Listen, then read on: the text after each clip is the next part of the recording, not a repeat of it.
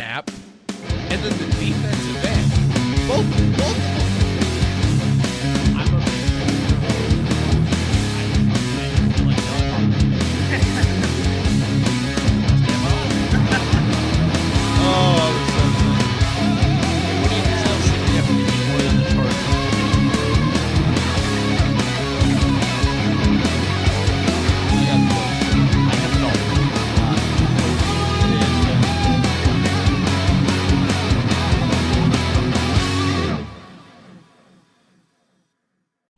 Welcome in, everybody. This is the Who Fat to Play podcast.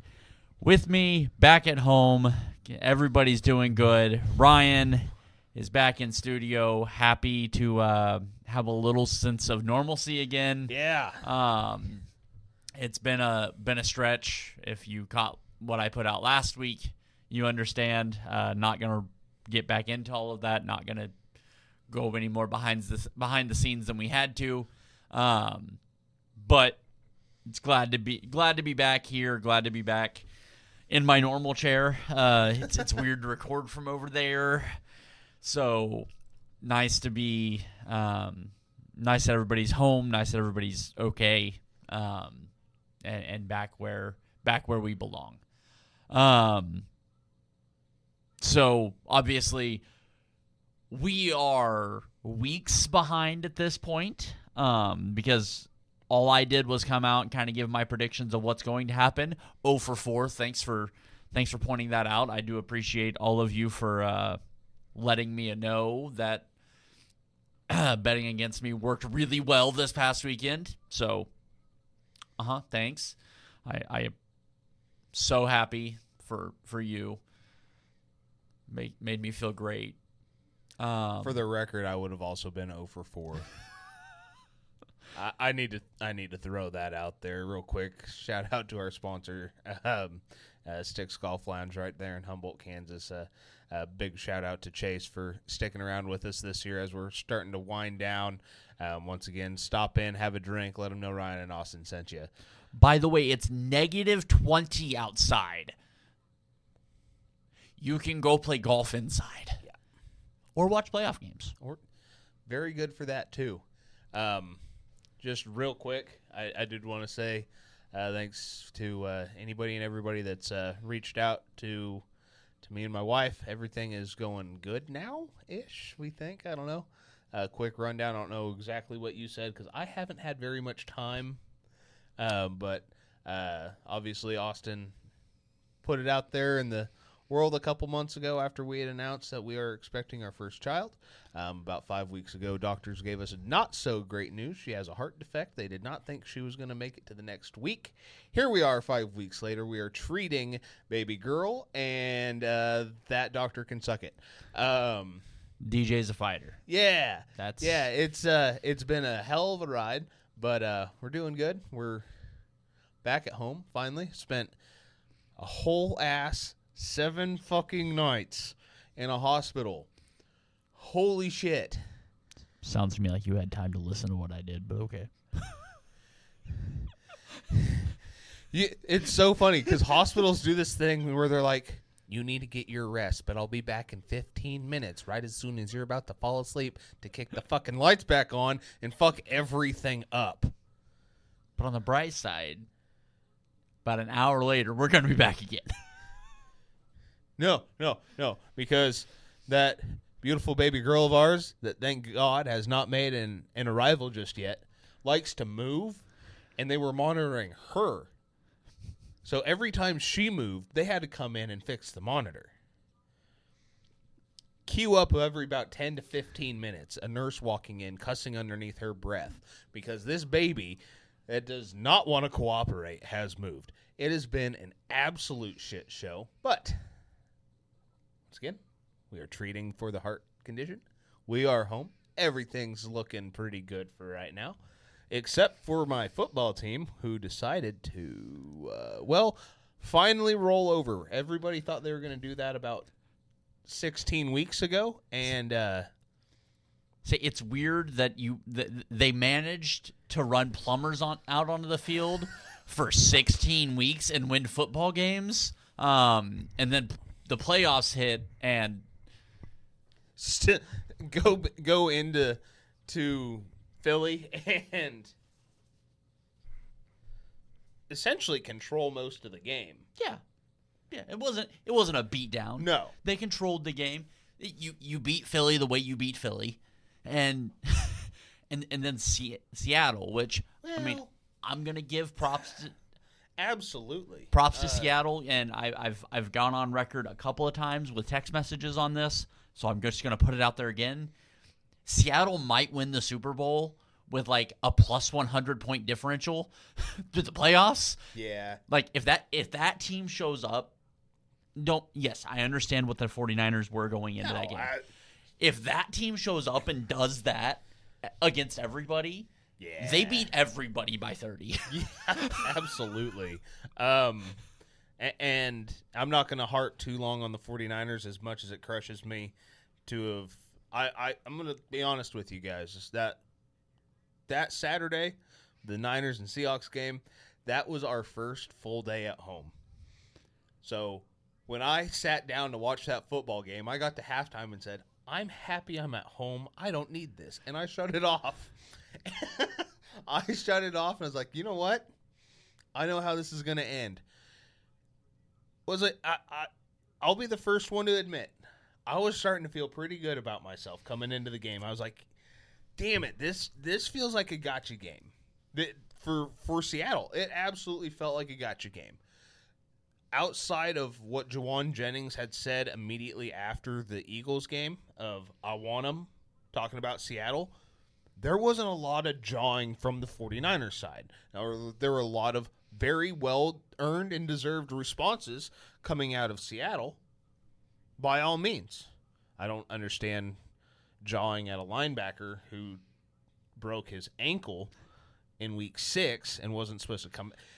Because if he would have taken the field, yes, it would have broke again, but he would have taken 3 other guys out with him. Yeah. So that would have fucked everything up. But, it by no means am I going to sit here, oh, that team was hurt. Seattle wanted it more. Watching that game, the blitzes that they did run were debilitating. Brock Purdy ran for 433 yards behind the line of scrimmage. That is reminiscent of Patrick Mahomes' 527 in the Super Bowl against Tampa Bay. Something like that. With the same amount of completions, like 10 completions on 33 dropbacks. It was very reminiscent of, oh, fuck, we're just outmatched, outgunned, outplayed. Congrats to Seattle. We've seen what this matchup should have been in week 1 and how it has been the last 3 weeks of the season.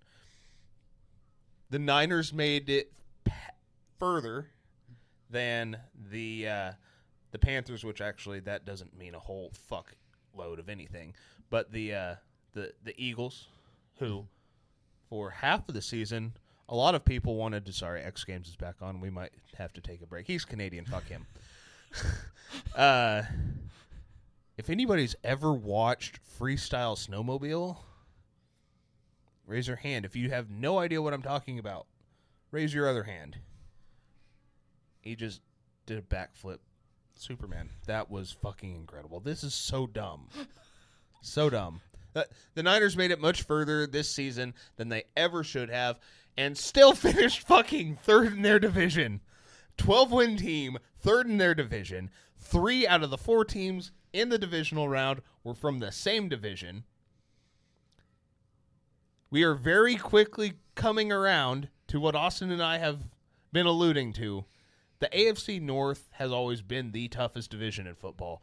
The NFC West might be officially taking that. Yeah, and because I obviously I think Seattle has their coach. Absolutely. I think they have their quarterback. Shanahan, I believe, will always be relevant.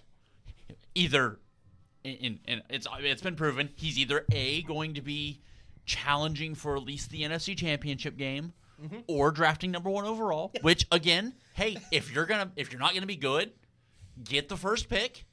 Here for it. I think Sean McVay will stay relevant he will make that offense go with whoever's under center. I believe he and Shanahan are very similar in that they do things very differently, but they run the same fucking offense, which is so weird because it looks so different. Yes, but I believe if you put a quarterback in that system that is able, yes. And that's where those two teams kind of differ. When you look at how those offenses are built, Sean McVay builds outside in. Mm-hmm. I need a quarterback and wide receivers to catch the football. Shanahan says, fuck you. I'm going to control the clock, and I'm going to run it down your goddamn throat. I need Christian McCaffrey and a distributor of the football.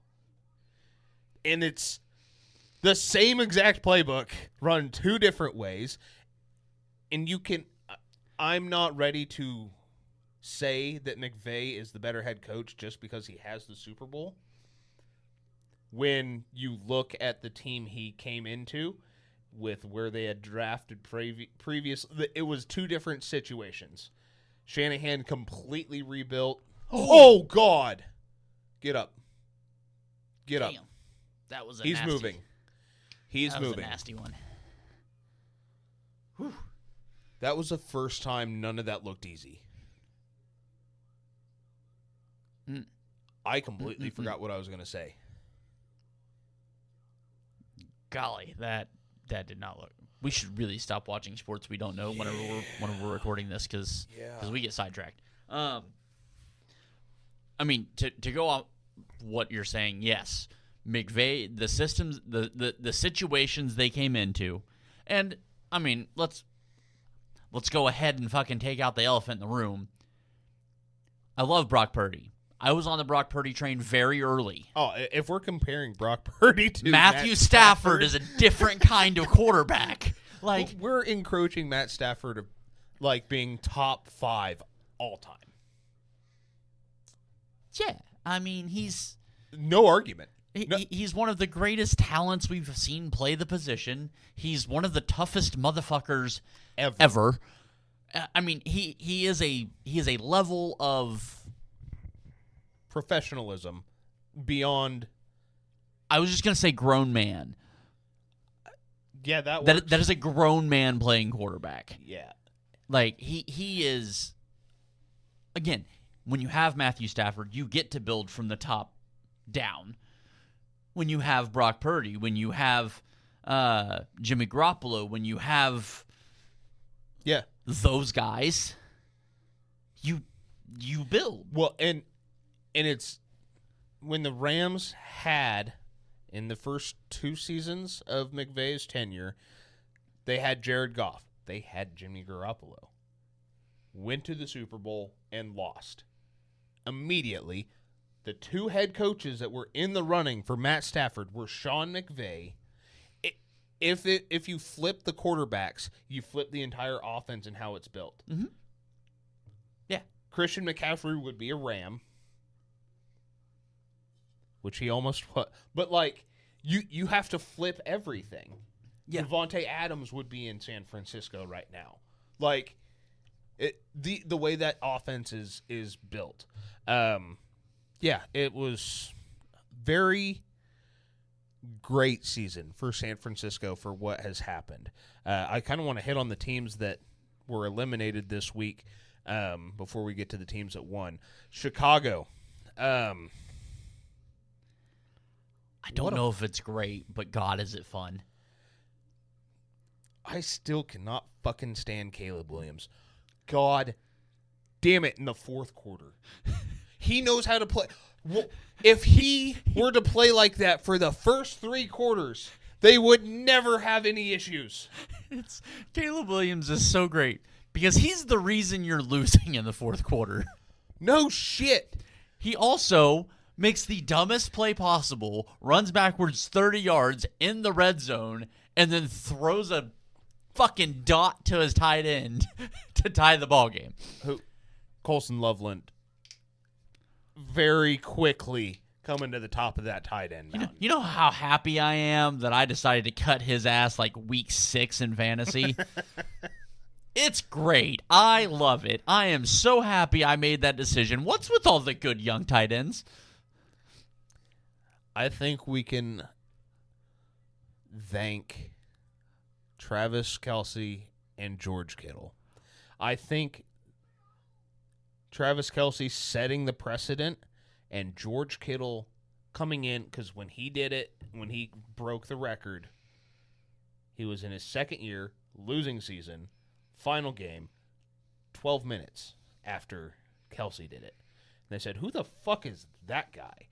And then you go back and watch, and it was something you and I had seen, was this guy's just out there loving football. And then you look at the position, and all the great ones have that same fucking mentality of... So I not to interrupt, I do think Gronk belongs in the thinking conversation. Yes. Like, the way... Yes, Gonzalez was fantastic. Gonzalez made you love that tight end room. Then you had a lot of good tight ends. The Jeremy Shockeys, the Seahawk, Jimmy Graham. I I could see his face, his bald head. I could see him. I was like, he is spiking the ball into the wall right now. I can see it.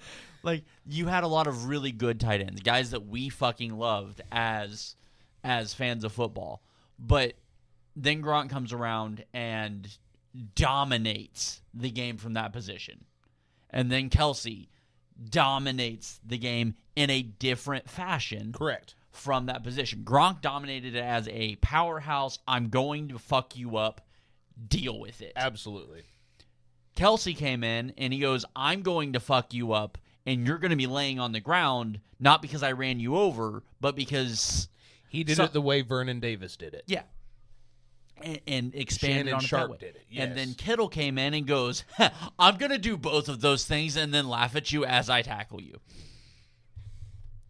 And it just opened, it kicked open the door. They had, obviously, their first tight end, The defensive ends that used to go from playing tight end to defensive end went, no, I'm going to stay here, and I'm going to dominate here. Yep. Oh, so good. It's such an... and we're seeing the same thing is kind of starting to happen with fullbacks. Fullbacks are now being kind of... In the teams that roster a fullback, they're using them as a tight end. We see it in Seattle. We see it in San Francisco. We've seen it in Baltimore. It's slowly come... For a while there in Kansas City, and then... Bieniemy got fired, and Bieniemy's back, so we'll see what happens. Well, that and you lost the Sherman tank. Right. But, like, it's starting... Yeah, well, I mean, you've seen the entire shift in football itself, shifting back towards running the ball, towards maintaining possession, time of possession. You've seen the shift where... the effect that Mahomes had on the league of everybody going air raid, it's starting... I mean, the league is cyclical. We know that. Right. Because everybody went, oh, we're going to run air raid. And then defenses went, oh, we're going to run a cover 2 shell. Well, how do you beat the cover 2 shell? You run the football. This is just kind of the natural order of how it's going to go. Granted, it's corrected at an insane rate. Well, we can attribute that to the safety position. Yeah. I wanted to say linebacker, but we don't have... There's not that many great. It felt like 10 years ago we could sit here and name off every starting linebacker in the league. Any good team had a great linebacker. Right. And I can think of like 3 right now. Yeah. That aren't on the Niners roster. They all used to be. And one of them still confusingly Bobby Wagner. I don't want to talk about that because he was in the 10-year ago conversation too. I don't want to talk about that. So confused. Pretty sure He's on like year 42. He was like at the top, and then he disappeared for 3 years, and then the last 2, it's like what? It's like the Frank Gore of linebackers. He is the Frank Gore of linebackers. I love it. But it's the way the safeties have been playing. I've said his name all fucking year. I believe he needs to be Defensive Player of the Year. Talanoa Hufanga, Baltimore, Kyle. Hamilton. Yep. Kyle Hamilton. Brian Branch. Yes. These coverage safeties that will come downhill and take your fucking head off. We haven't seen that in 15 years. Yeah. Look, that is... Yeah, we need you to play a cover 2 or a cover 3. We need to make sure they don't take the top of the... But that free safety, as soon as he sniffs that football, we need you to crash and crash hard. Meet him at the point. Yeah, there's another one of those guys coming here in a couple of months. And as a Chiefs fan, I'd love to get him. I don't think he's going to be there, for one. And for two, as a Chiefs fan, I know that my team doesn't value defensive backs. So there's that as well. Caleb Downs is coming. Caleb Downs is going to be a fucking problem the moment he hits the field. I'm loving where we're heading in the NFL right now. So glad you guys don't have a high pick in this draft. Right now, I'll just say, I know I said I wasn't going to talk a lot about the Niners, but you did just bring it up. Marcus Siegel came in at the end of the year, and I'm not upset with my safety room being Jair Brown and I just fucking blanked on the other guy.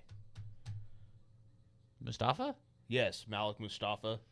Jair Brown has been about 50-50 in coverage. Malik Mustafa kind of plays the linebacker. He plays the Hufanga role. Yeah. Except he's, for whatever reason, and I've seen he's kind of like Keon Coleman in college. He was catching everything. And now in the pros, he's just not catching shit. Once he starts grabbing them, I'm going to be a little less concerned. But Keon Coleman's not going to be a Bill next year, right? Not to no. Like with the comments made by the owner. Absolutely. That dude's getting traded for like a 7th. Absolutely. Like, I see where this is going already. God, I wanted him to be. I remember watching all of his highlights coming through the draft, and I was like, this is exactly who Josh Allen needs. And ever since he's been in the league, he goes, I don't know how to use these. But in college, it was circus catch. And then he catches one with his fucking knees at some point. Like, and now he can't catch it in the back of the end zone getting smacked in the fucking face. Hey, man, I feel like he told you exactly who he was whenever in his draft interview. He's Tiger Wish he could, not Tiger Woods. Fuck, it was so funny. Yeah. I just didn't realize that meant he was ass. I know. Me either. But we were talking about the Bears. Yeah, let's have this. Yeah. We haven't done this in a few weeks. Yeah, it's you obviously can tell. Evident. Bears season. You guys, once again, another team that should not have been here, especially with the way your season started out. Ben Johnson deserves to be in the running for Coach of the Year with Shanahan. Every stretch of the imagination. You saved a quarterback's career who I think you're going to keep for far too long unless he can pull it out of his ass for 4 fucking quarters. I'm really interested to see. You can't win a Super Bowl like that, can you?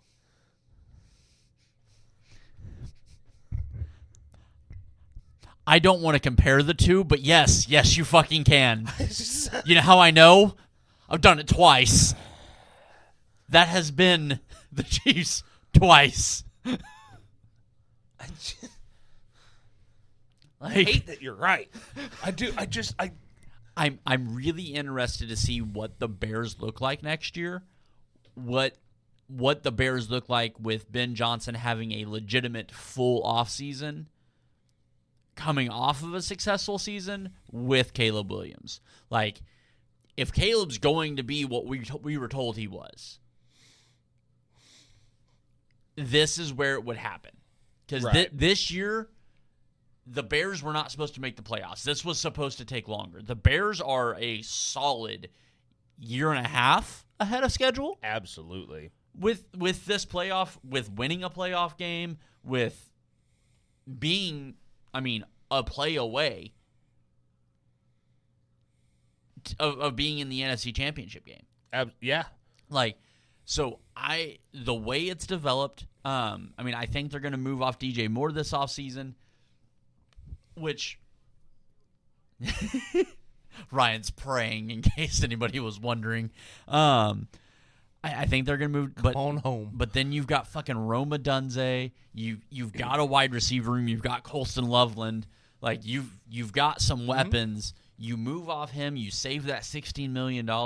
And then you turn around and go get one of these other guys that's going to be in this draft. And you've got the opportunity to do something. No,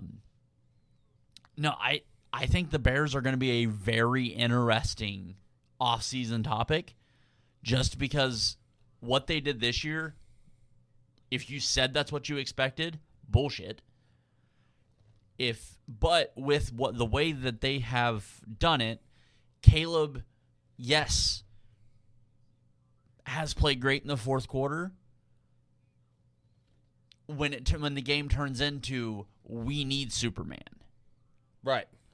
That to me, that's a very interesting case study between him and Josh Allen. Because when Caleb Williams had to go Superman, it was great. When Josh has to go Superman, you never know what you're going to get. But Josh doesn't put you, typically, in the situation for Josh to be the reason he has to go Superman. Whereas Caleb is absolutely the reason Caleb has to go Superman. The first half of that game, it was, ground, air ball, interception, ground. The fourth quarter, it was dot, scramble, tud. You don't hold the ball for 14 seconds and throw a touchdown. You don't. 30 yards behind the line of scrimmage off your back foot. Like, the dude's arm talent is undeniable. It's incredible. I do not like him as a I do not like him as a quarterback. It pisses me off. So fun to watch. God. Texans take the fat L to the resurgence. So I saw a clip, and it made me laugh because I agree 100%. C.J. Stroud, little brother, and Caleb Williams turned the whole league upside down. Yeah. Because C.J. has not been the same since. Nope. Caleb has, in some ways, figured it out. I'm not gonna say he's figured it out because, again, right, like, even his good games, he's pretty shit. But like, what do you? I guess to bring another team that's eliminated, did the Panthers make the right decision taking Bryce over CJ? Like, that was a foregone conclusion that the Panthers fucked up. I don't know, man. If I tell you today, hey, you have your pick, you're the expansion team, you get a quarterback. Do you take Bryce or do you take CJ? Like, it is CJ has, I don't know if it goes back to the injury of his wide receiver. Tank Dell. Tank, yep. Like, I don't know if it all goes back to that injury because I've said it multiple times. They have not been the same. He has not been the same since that injury. I agree. Something broke in CJ when Tank Dell got hurt in Kansas City. Yeah. And I mean, I'm hopeful because I want to be right. I know what Tank Dell is. And Tank Dell should have been a Chief. But that dude's a fucking stud. And I want him to come back, and I want CJ to return to form. Yeah. So I kind of explained why I was going to pick the Niners. I was going to pick the Bears because the Rams like close games, and it's bit them in the ass. And once again, they have a 3-point game. They should have never been a 3-point game against Carolina. So I do not like L.A. this weekend against Seattle. Yeah. I want to throw that out there right now. But I was going to pick the Texans because here we are in the playoffs. A team that, unfortunately, at this point in time, is going to get their head coach fired because they can't make it to a Super Bowl. And it's not his fault. His defense did. Drake May and Josh Allen had the exact same game. Drake May won. Mm-hmm. The turnovers, the mistakes. Admittedly, because the head coach's side of the ball did his something. Job. Yes. 28 points when your offense ain't fucking producing and your defense is keeping you one score out of that entire game. That game didn't get away from the Texans until the fourth quarter. Once it got 2 scores out, the Texans defense was still out there making fucking plays. But that offense did nothing. Say the run game, which, hey, there's questions. What happened with who was supposed to be the starting running back this year? Used to be for the Bengals. Joe Mixon. Thank you. We still don't really have any idea what the fuck's happened with Mixon. Obviously, Nick Chubb didn't come back healthy this year, didn't come back to being who he was, but that wasn't, I don't feel like anybody expected him to, and if you were, that's just an obscene fucking thought. If anything, this coming year will be an interesting case study for him.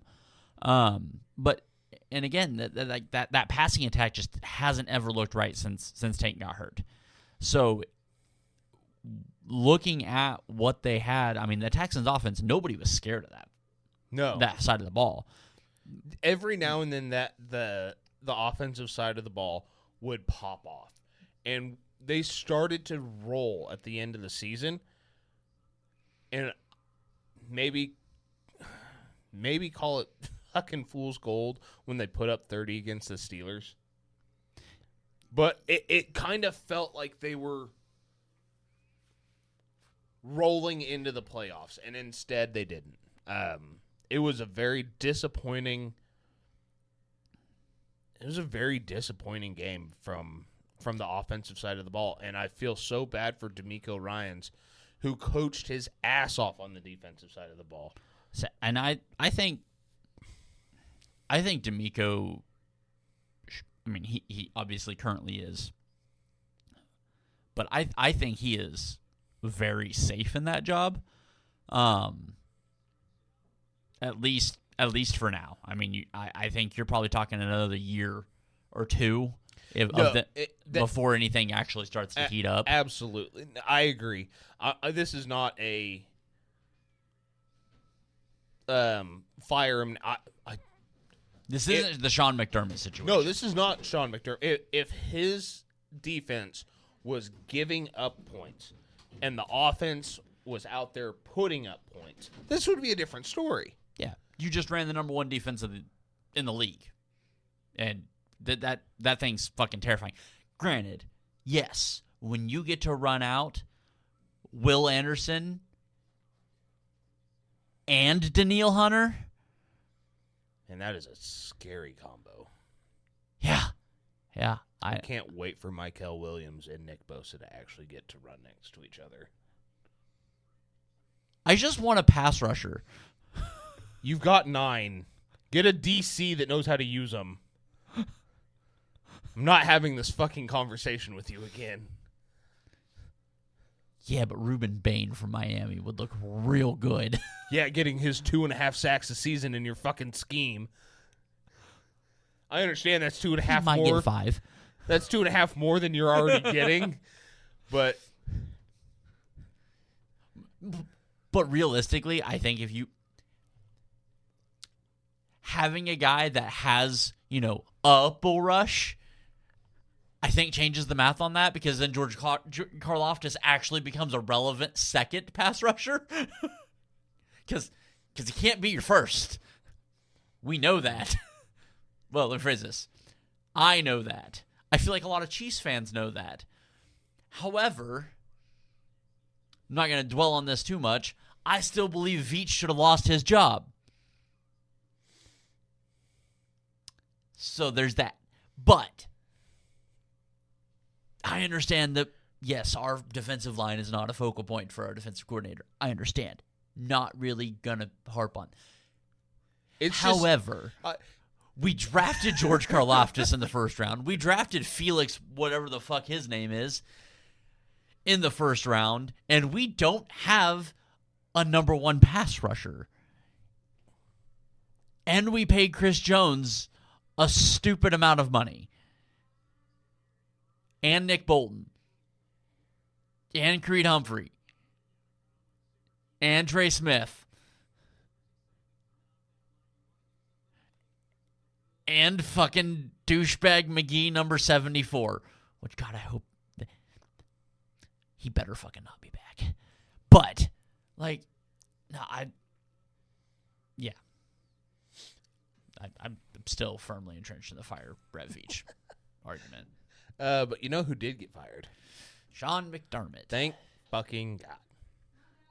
It's almost like 2 guys, I don't know, 2 years ago said you can't win with that guy. And this is nothing against Sean McDermott, because he came into Buffalo and turned that entire organization around. He did. But when your defense, and you're supposed to be a defensive guy, can't stop a nosebleed, and you have one of the best talents in the league at quarterback, and you have an offense. Top 10. That means there's 20 worst. Top 12. That's the other one. He got he got eliminated last week, actually, by this guy. Josh Allen played like dog shit. His jersey's right there. It's this side of me. With the most cartoonish fucking turnover I have ever seen. Absolutely horrendous. Bo Nix was also turning the ball over. Yeah. Uh-huh. It was the sloppiest, dirtiest, messiest game. You put up 30.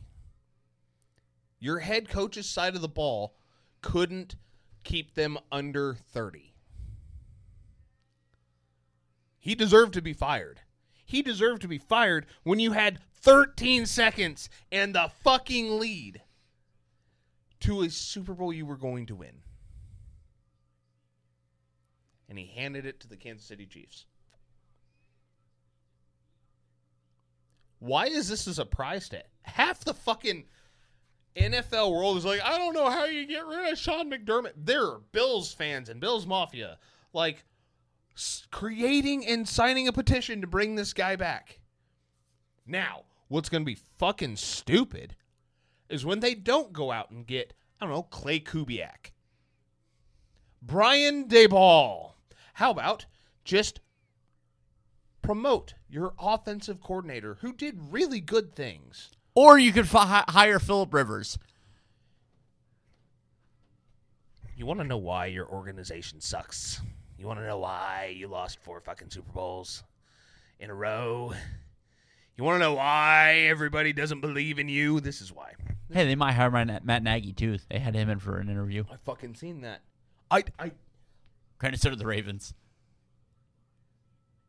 They went a different direction. I don't think the Ravens... That was a lateral move from Nagy. But I feel like just about any move is an upwards move from Nagy. I understand he is a Super Bowl winning offensive coordinator. No. I think where the Bills fucked up is they didn't try and go out and my favorite head coaching candidate outside of Harbaugh, which I don't know if Harbaugh would have been a good fit for Buffalo, personally, being a special teams guy. Yeah, I mean, it depends on who he brings in as an OC, but if you brought in somebody like Greg Roman, who is completely and utterly been phased out of the NFL and has been since he was with the 49ers, I really think they should have gone after Kevin Stefanski. I don't blame Kevin Stefanski for the Deshaun Watson thing. Obviously, there's been talk or shit talk from Baker Mayfield about Kevin Stefanski and the way that whole situation was handled. That's a good word for it. Mishandled. Let's just go with handled and move on. You know what else was handled? Deshaun Watson. I'm back. But again, I think the Deshaun Watson, like, if you want to blame somebody for the Deshaun Watson thing, I have a hard time not blaming the Haslams. Exactly. The Browns head coaching job is now like the Cardinals head coaching job. You have no direction at quarterback. I know we're getting off topic from the Bills, and everybody here in Kansas wants us to beat up on the Bills. We'll get back to that. You have two head coaching jobs that are the same thing. No direction at quarterback, with ownership that doesn't give a shit about winning except for lining their pockets. So they don't seem to see how those two are the same. Which, unless your name is... God damn, that Chinese food is not agreeing with me now. Like 5 hours after we ate. Jerry Jones, I don't know why I blinked on his fucking face. Jera. Unless your name is Jerry Jones, you can't make money without winning. He's the only person in the NFL that has figured out how to make money and have a middling team. Which, you know what? The Browns might be able to. If you had a middling team, your GM doesn't give a shit. See, the key there is you buy a team that was good, and then you hire what should have been one of the greatest head coaches of all time. No, was Jerry there? I'd have to go back and check that. I'm not sure if he hired him or hired Johnson or not. He did. He did? Okay. Yeah, so he did. Then you just live on that success. Well, you would think. I mean, and, you know, obviously, the Cowboys fandom is obviously very different than fucking Cleveland. Because if you don't live in Cleveland, and I'm talking like Cleveland proper, because I'm pretty sure the suburbs don't qualify, you're probably not a fucking Browns fan. I know one in this town. I said probably. You know him too. Who do I know that's a Browns fan? Barkley. He lived in Cleveland. He grew up in Cleveland. He doesn't live there now. He's had every chance to leave. He rooted for the Chiefs in the Super Bowl. Like, oh, he wasn't going to root for the Browns. Well, clearly. Let me guess. He also wasn't going to root for, I don't know, the Cowboys? Let's get back to beating up on the Bills. You deserved everything that came to you. I do feel slightly bad for Josh because you watch that press conference. He knew he played a shit game. Yep. He knew. He knew he played a shit game. He also looked at the scoreboard And it was like I couldn't get a fucking half ounce of help from my head coach. He couldn't even get help from his running back. Like, so can I make the dickhead statement here? Go for it. Of Chiefs fans. As a diehard Chiefs fan who was really confused on how I wanted that game to go, because obviously I fucking hate Denver. That's no secret. Obviously, I don't want the Bills to win a Super Bowl in a playoff that doesn't contain Patrick Mahomes. Because, like, if you're going to be the guy, you got to beat the guy. So, I like Josh. I love Josh as a quarterback. I mean, he's a great top 10 talent. I love just sprinkling that in right now. I'm not pushing back on that because of how they played. No, I know. I just the only reason I love is because you're like, if you have Josh Allen somewhere, you have Justin Herbert somewhere, and it was a bad weekend for that argument. Or was it not the perfect weekend for that argument? Okay, it was a bad weekend for that argument for Josh being top 3.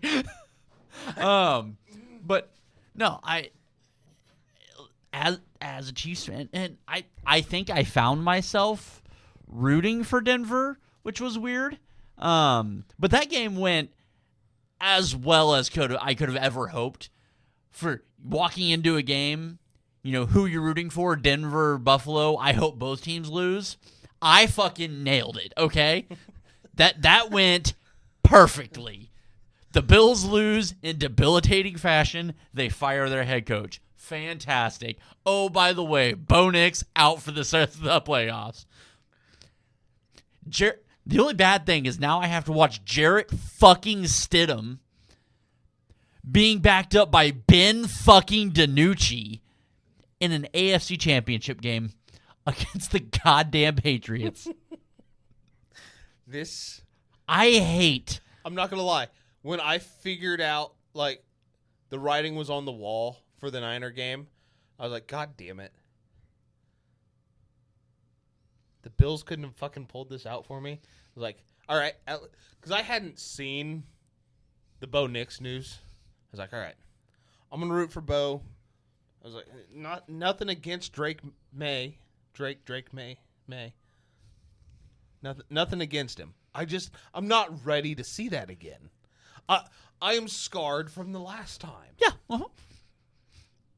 I kind of hope he gets one down the road. Not now. Not in his second year. Yeah. We don't need this in the second year. I know how this ends in 20 years from now. I know how this ends. I don't like it. So I was like, all right. Obviously, it's either going to be the Seahawks or the Rams, because I kind of started seeing the writing on the wall. I was like, Chicago's going to fuck this up for me, which they did. I was like, I cannot root for the Seahawks. I can root for players on the Seahawks, like go fucking Sam. I can root for players on the Rams. Go Matt. Everybody else can go fuck off. Every single one of you. Yeah, no, I like the two quarterbacks. Everybody else can fuck off. I was like, I can root for Bo Nix. I'll root for the Broncos. Oh. Jarrett Stidham.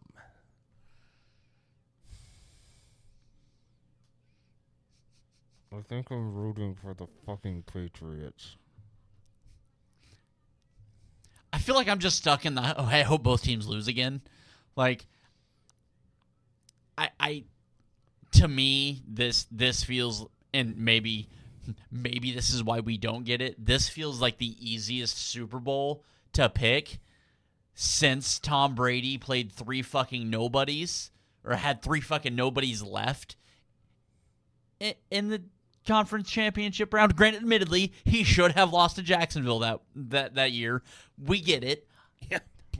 Blake fucking Bortles should have been probably a Super Bowl champion. Legacy game. And, like,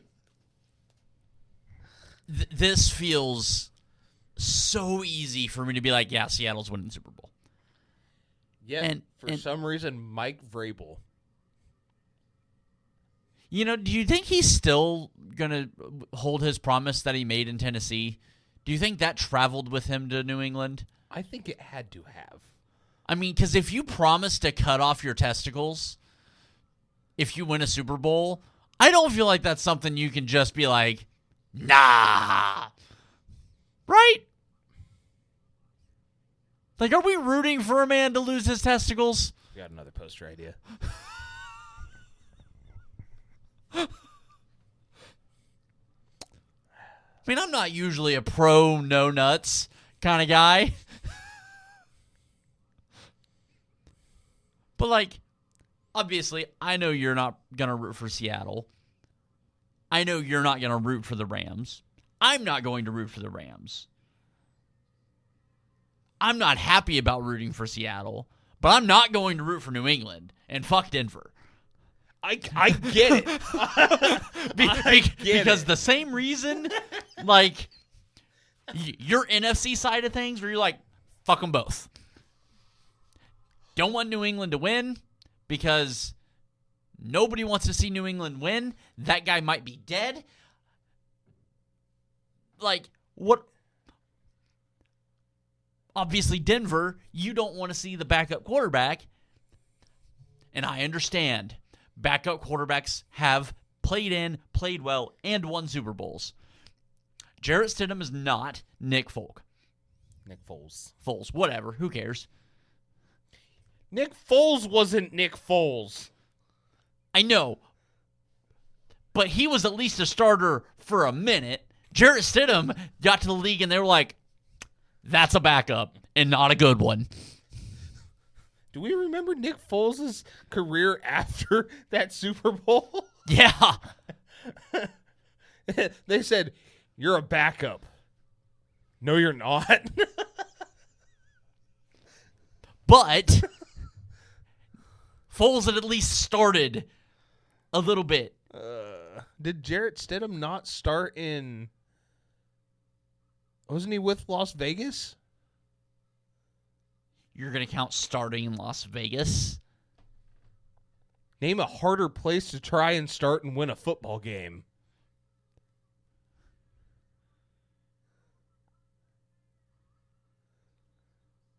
I mean, when would he... Hold on. When would he have been with Vegas? 2 years ago.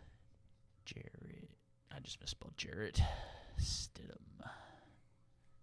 Let's see. God, I'm older than that guy. Stop. Ugh. I don't like this. All right. 5 games.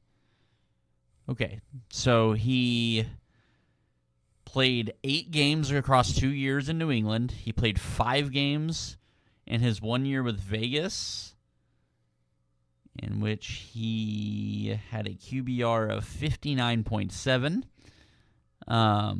So he's Caleb Williams in the first 3 quarters. Okay, I have a fun one. In 3 games played for New England, his rookie year, he had a QBR of 0.1.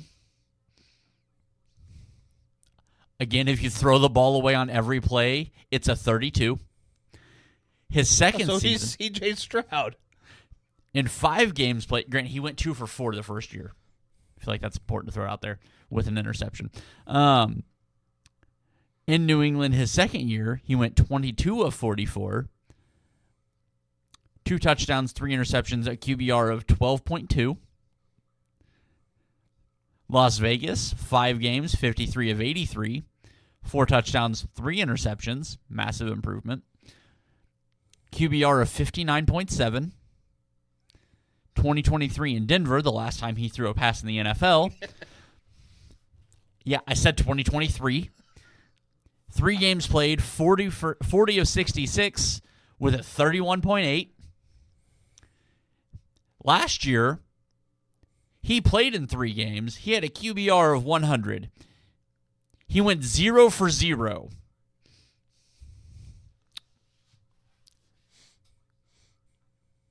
And this year he played in one game, went 0 for 0. He hasn't attempted a pass since 2023. He's now taking the reins of a struggling offense in an AFC Championship game. I'm not rooting for New England. I miss having good football on Championship Sunday, okay? The issue is New England is so fucking good this year. They have progressively. We needed the Texans to beat them. Yeah. That was the team that could beat New England. Yeah. The Texans and the Seahawks. The Rams can't. No, I think that... Absolutely. No, the Rams can't. I don't know if the Rams could beat the Broncos with Jarrett Stidham. And that's legit.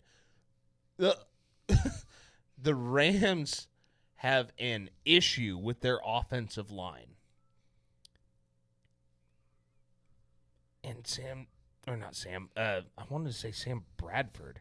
Holy fuck, that's a throwback for Rams fans. And not a happy one. No. Product out of OU.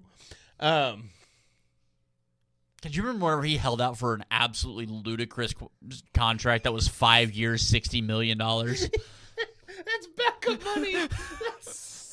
God. That's not even good backup money. No, it's not. But Matt Stafford still likes to throw picks, and Talanoa Hufanga in the backside of that defense, and Dre Greenlaw in the middle of that defense, and Pat Surtain on the outside would eat him alive. Yeah, that would be a very ugly 10-7 win. That's exactly what it would be. It would be a 10 because the Broncos aren't going to score, but you're not going to score on them. Say the Denver 7 came off a pick 6. Correct. Yeah. And now if it was Seahawks and Broncos, Seattle puts up 300 because for whatever reason Sam Darnold in a slant route to JSN. Also, Seattle has the thing that the Rams obviously don't. Run game. Okay, 2 things. That defense is the only defense that you can compare to Houston's this year. Absolutely. Like, it is just as terrifying. It is just as menacing. They do scary fucking things on that side of the ball. Outside of Williams, I don't know if I can name another guy on that defense. I mean, I can name a couple, but... Their corners, fuck. I'd have to think about it, but it's not like the Legion of Boom where I could name 8 out of the 11 starters. Yeah. Obviously, these aren't just guys, but that defense is going to be so good for a while. Yeah, if they can hold that thing together. I mean, again, you have a former Pro Bowl, and I think it's like second-team All-Pro corner, is your third corner. Like, that defense is dumb. And what they can do, the way they can control a team, and that's why, like, if for some stupid reason Denver would beat New England this weekend, the Super Bowl would be so fucking disinteresting. Oh, because, it'd be so bad. Yes, Denver's defense is going to slow down Sam. Oh, yeah. Sam's going to go, I need to score 7. Yeah.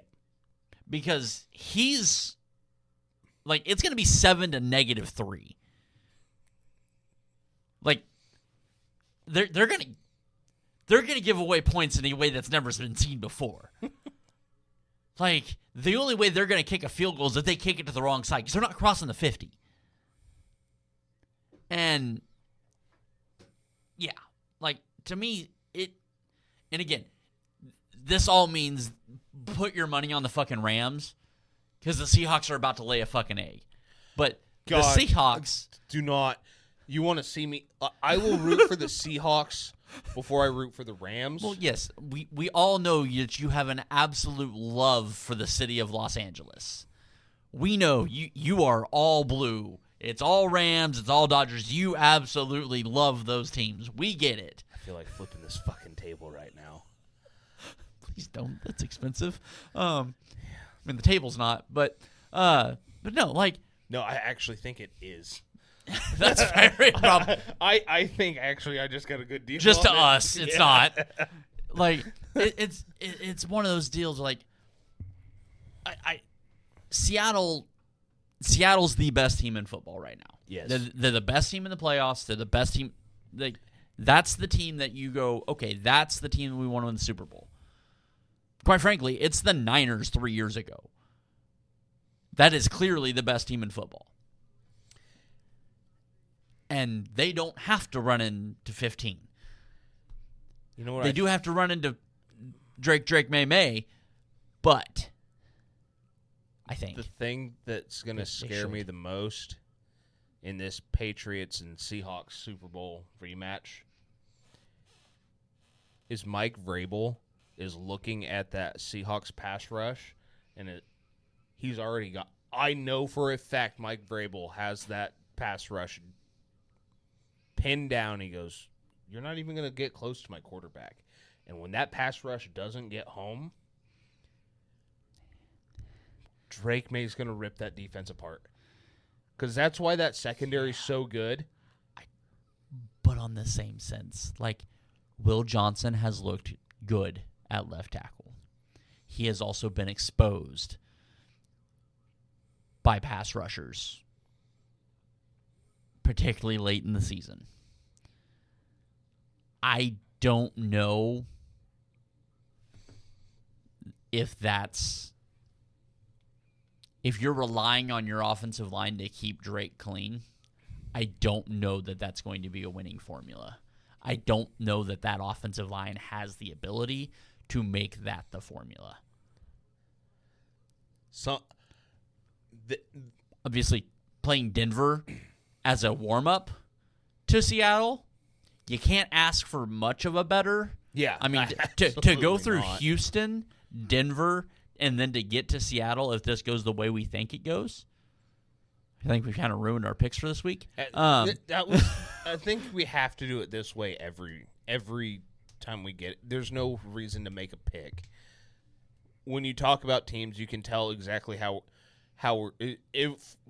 for me to come out and be like, I'm taking the Rams. You can tell by the way I'm talking about this game, I do not believe in the Rams. The Rams had every opportunity late in the season to go through, win those games, control their destiny to the 1 seed. Just like the Niners did. And it got stopped by the Seattle Seahawks. There's no reason, especially after they played the Niners again. Yes, more hurt. Like, I do not care about that stuff because they backed it up. You backed it up once against a division opponent. You get to back it up again against a division opponent. And right now, nothing on that Rams team has wanted to win a football game. You won your last 2 games by a combined 6 points. That's the same amount of points allowed in the last game by the Seahawks. Yeah, and they won by 35. And one of those games was, and I understand they're a playoff team. I understand that they are a lot better than what we gave them credit for, and we argued whether or not they were a good football team for several weeks. Your first game was against Carolina. That should have beaten you twice in the last 6 weeks of football. Yes. Absolutely. Like the Rams just do not present a game plan that I look at it and go, that can beat Seattle. Absolutely. No. The only thing that beats Seattle is Sam Darnold pumpkin game. Yes. To me, that's the only thing that exists. And that's only if Matt Stafford doesn't have as many turnovers. Yeah. Because at that point, I just see the Seahawks defense teeing off. Pick six, fumble. Like, Kyron Williams has shown that he cannot hold on to the football in high-pressure situations. He is Jerick McKinnon. You leave my jet alone. I know he was your jet first, but you leave my jet alone. He was the jet in Minnesota first. The one that made me fall in love with the player, and then he couldn't stay fucking healthy for my team. Well, maybe if you guys didn't, build your stadium across the street from a substation. Okay. I completely forgot about that. Now I want to bring that up. Just obviously, it's been a couple of weeks, and we haven't been able to talk about some of this fun shit that's happened since the playoffs have started because I've been in the hospital. So I seen that article with the electronic substation like 3 weeks ago. And I still don't know what to think of it. At first you kind of laugh, but then you're like, you know what? That has to have some kind of... So the very first one that I read, it was actually this big, long article talking about how... And I also want to call out Delaney Walker real quick.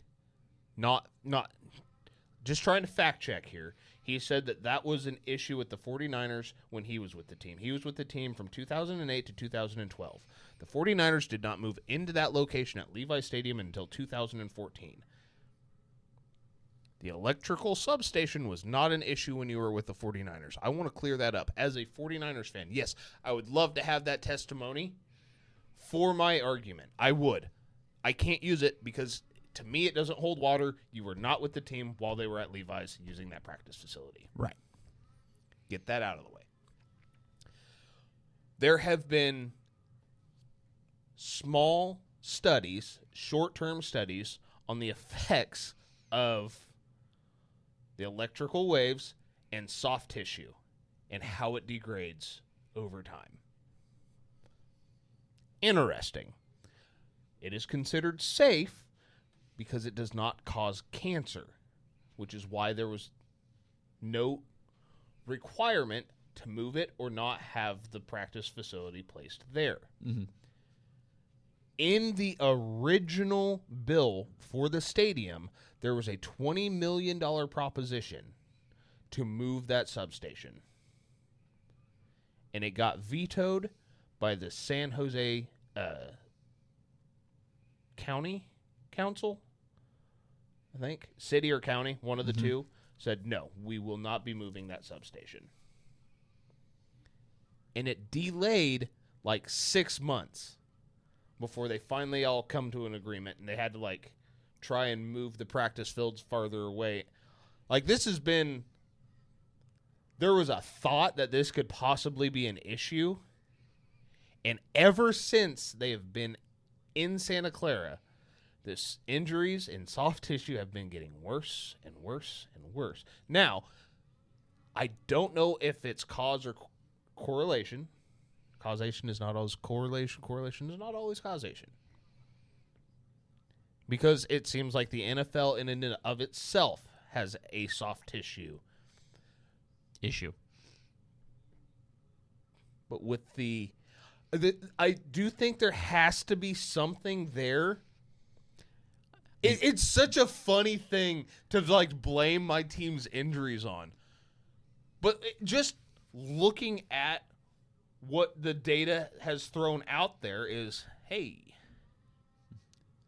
the only team that, rooms next to an electrical substation just happens to be the most injured team year over year in the sport.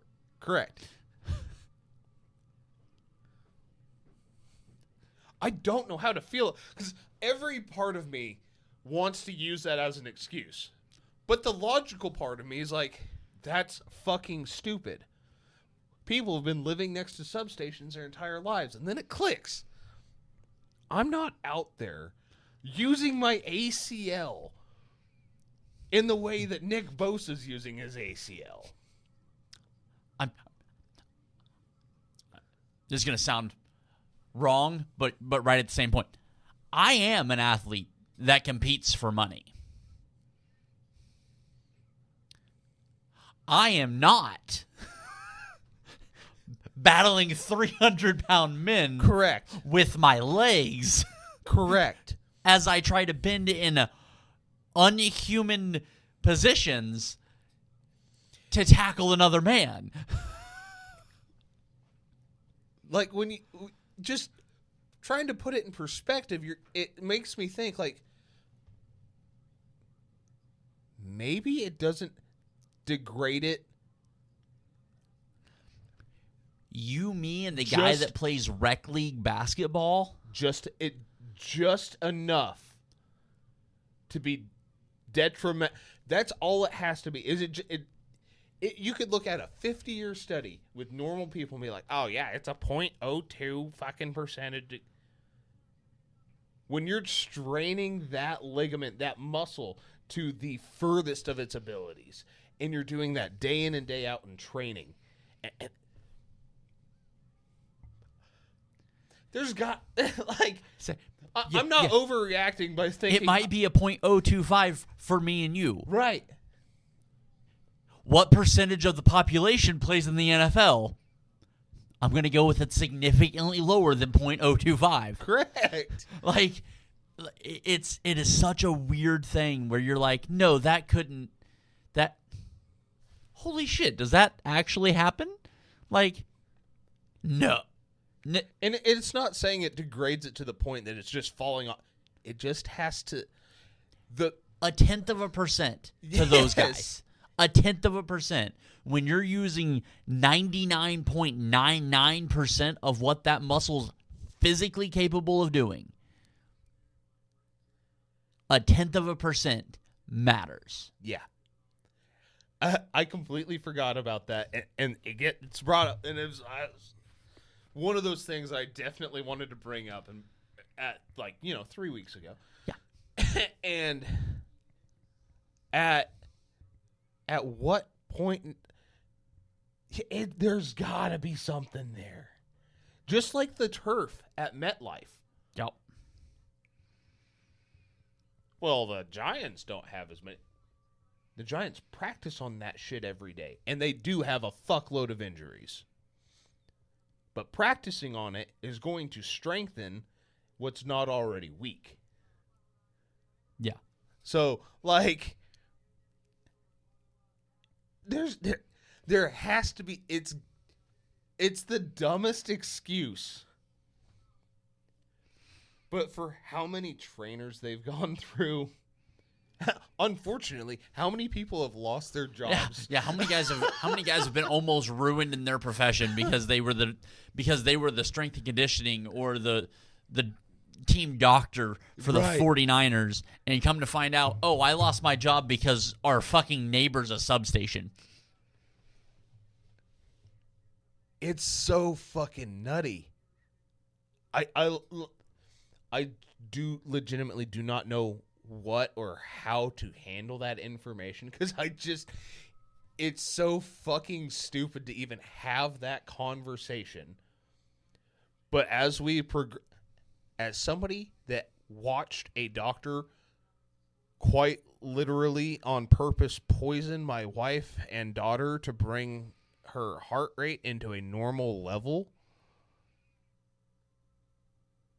medicine has come a long fucking way. And at no point, if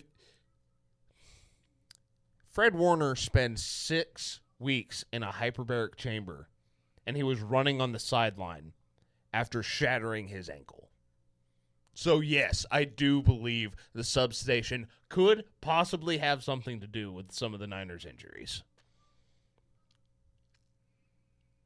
But I don't know how much. It's fun to talk about, though. I can't wait for this offseason, because I know this ain't the end. And the more you peel back on the onion, it's like, oh, wait a minute. They've actually kind of been looking into this. Wait a minute. The Niners didn't want that there anyway. Huh. This team's been complaining about this since day one. Fun stuff. Good shit. I like it. I don't like the playoffs. Yeah. I saw a deal, and it made me laugh, and it made me feel something else. Like, the difference, and obviously, like, you also think about it, the difference in what the league looks like this year as compared to the last couple of years.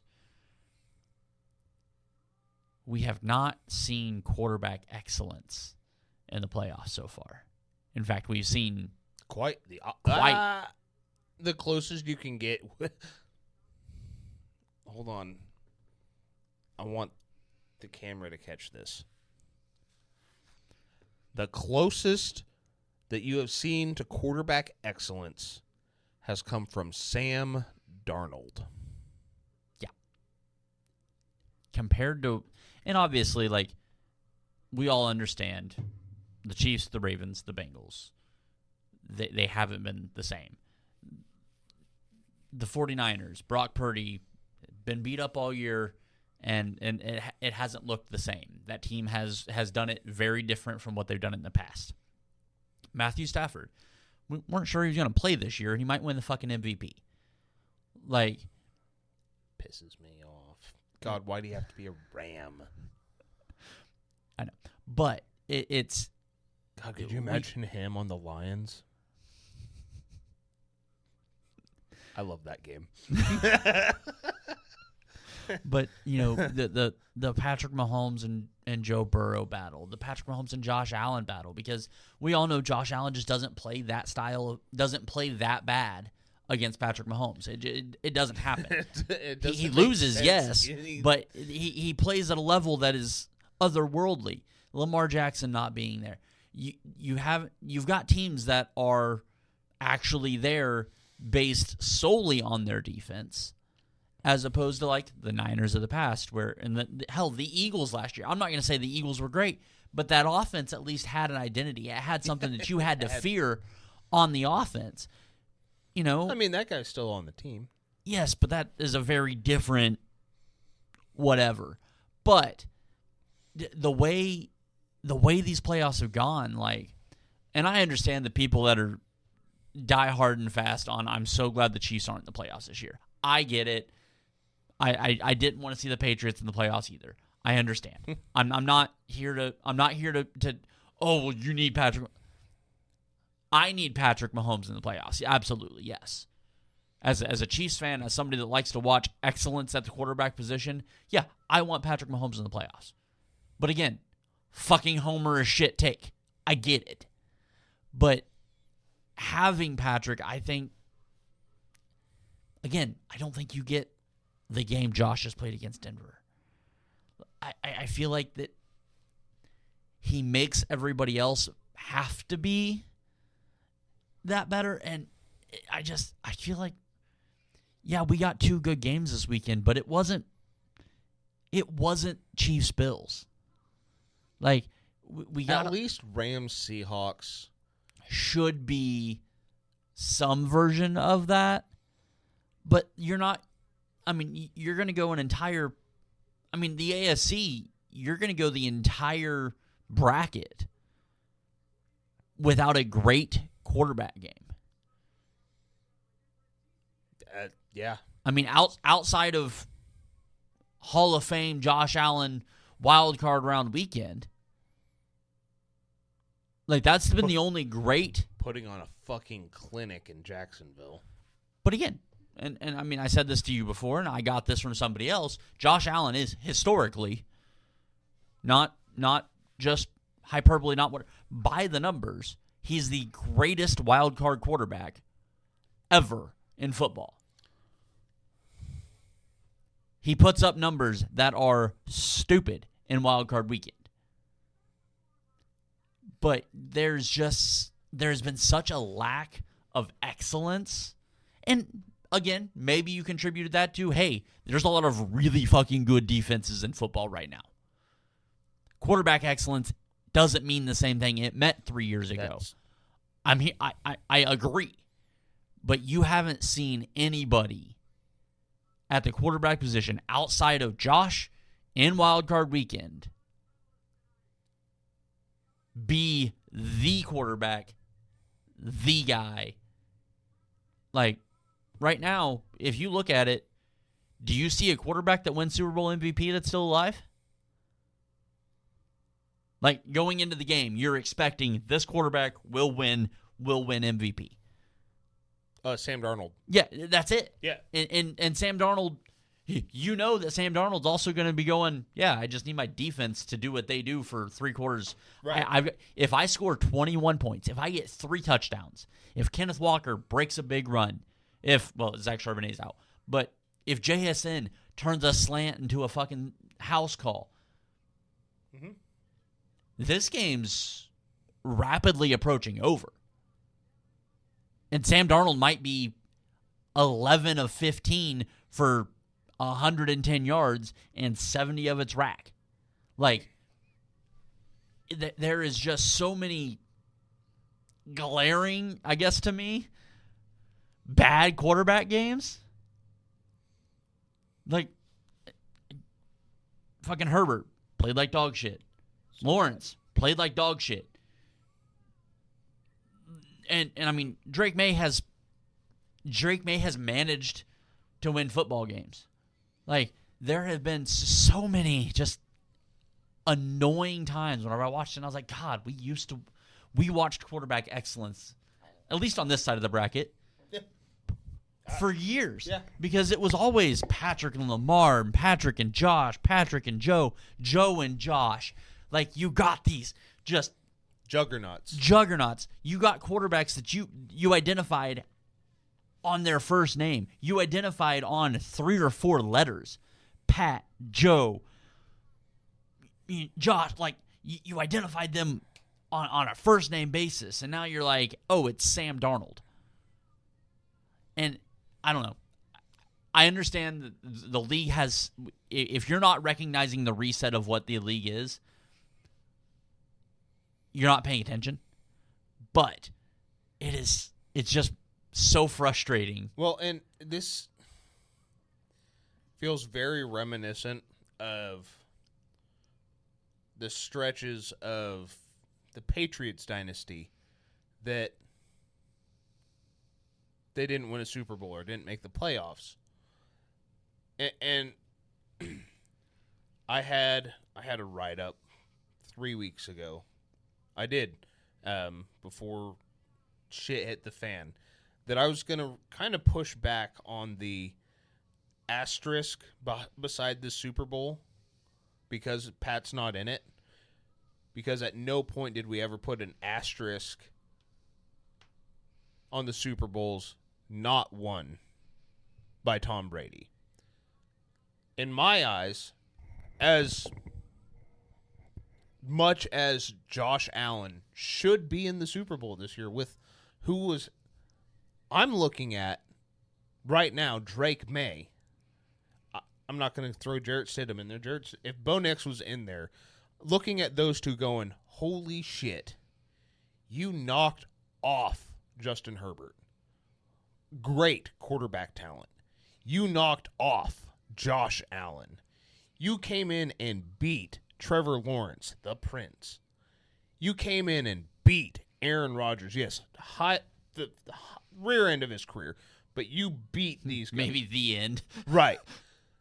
You beat C.J. Stroud and the Texans with that vaunted defense. They've been in the playoffs before. That's not an asterisk.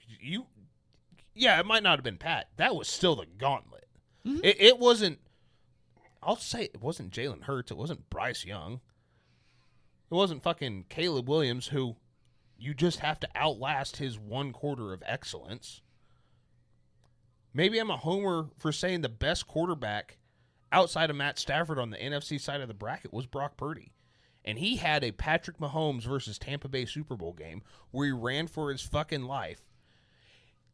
Hit Juwan Jennings, I don't know how many times in the face with a football. But it was identical to nobody can fucking catch. Mm-hmm. He hit the interception over the middle late to the third string tight end because Jake Ton just goes out. Luke Farrell. Luke Farrell has it in his hands, and it's going the other way. Brock's out there trying to make a play. Fuck it. I got to get the ball to somebody. Yeah.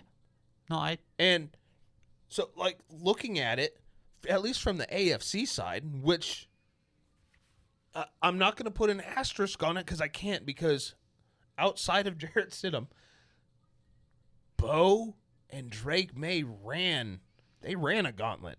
They did. I would say Matt Stafford has not.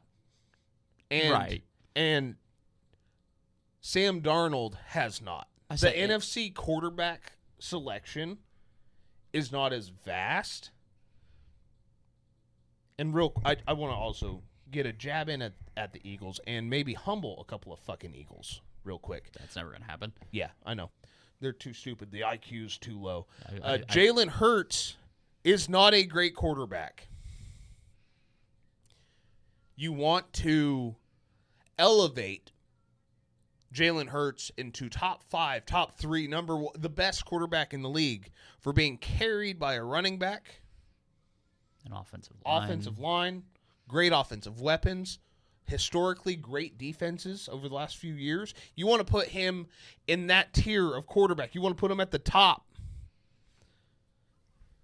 And then you want to clown people for saying Brock is at least a top 10 guy. Sam Darnold's sitting right there in the top 10 range. Oh, but they're getting carried. We're not saying that they're Josh or Pat or any of these fucking... I mean, you're saying they're Josh, but... We're not saying that they're these guys. You're sitting here telling me Jalen Hurts is the best quarterback in the league. You wouldn't... I don't know if you've seen... I think it might have been Barstool, who was in Philly and had a would you rather of Eagles fans, Jalen Hurts, or passed up fucking Lamar. You're going to take Jalen Hurts over Lamar. I'm fucking stupid. That's fucking retarded. Yeah. Well, I mean, shit, you scroll through TikTok. You will find people that have their TikTok live up, and their background is Jalen Hurts is the MVP. Jalen Hurts is QB. It's like rock with your guy. I love. Yeah. I rock out with my Brock out all the fucking time. I'm not. Brock Purdy is not the best quarterback in the league. I know what Brock Purdy is. He needs to be carried a little bit.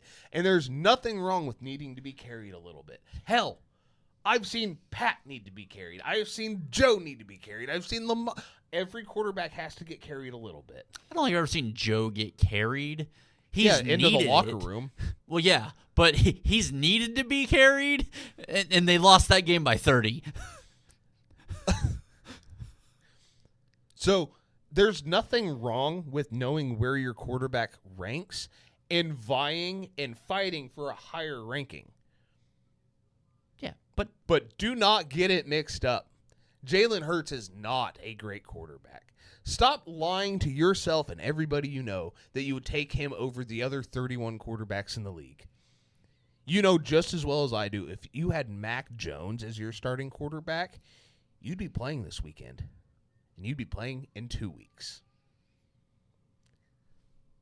Yeah, that sounds about right. I say Philly fans drive me up a wall, which I get it. It's Philly.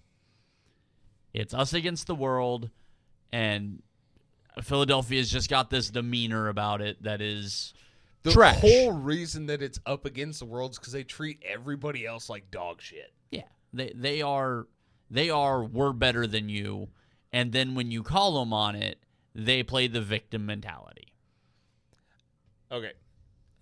We really need to get off that and get out of here because it's been an hour and a half. Yeah. I seen a fucking TikTok.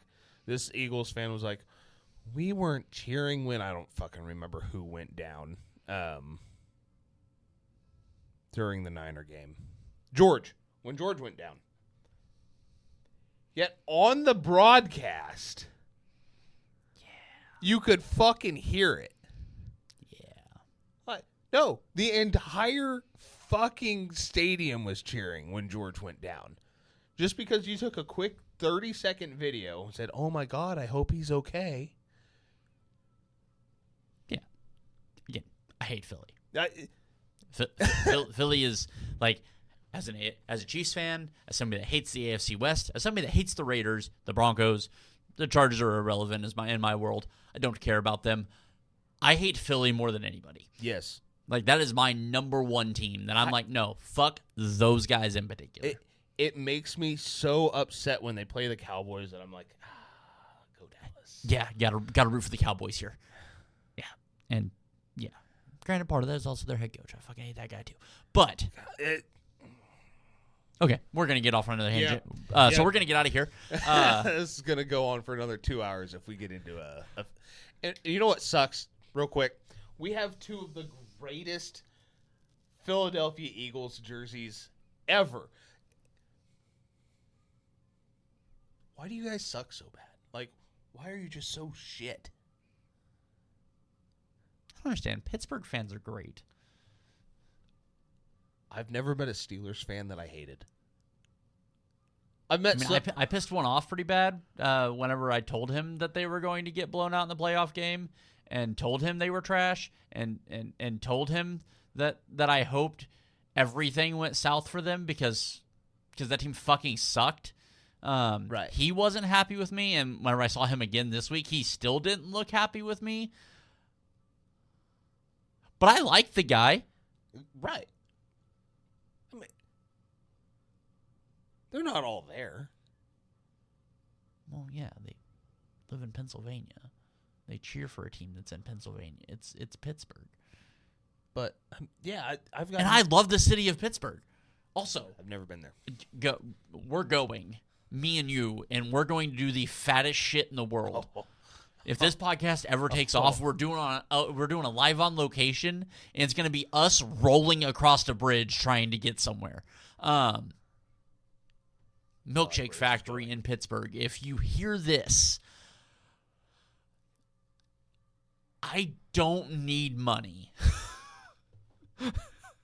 You can find a way to get me one of them milkshakes, I'm good. Dude, yeah. I love the city of Pittsburgh. I want to go back so bad. I want to go spend a week in Pittsburgh. It is one of the greatest cities that I've ever been in. But, all right, we're going to get out of here. Anybody that has or will reach out for the ongoing situation, for Ryan, we very much appreciate you guys. Real quick, shout out to new listener, Dr. Levy up there, University of Medicine. Go Lions. So, you great help this last week. Love you, buddy. Yeah, new follower, new listener. Hell yeah. But, so we are going to get out of here. Love you guys. Thank you for everything. So, shit. Be kind to each other. Love one another.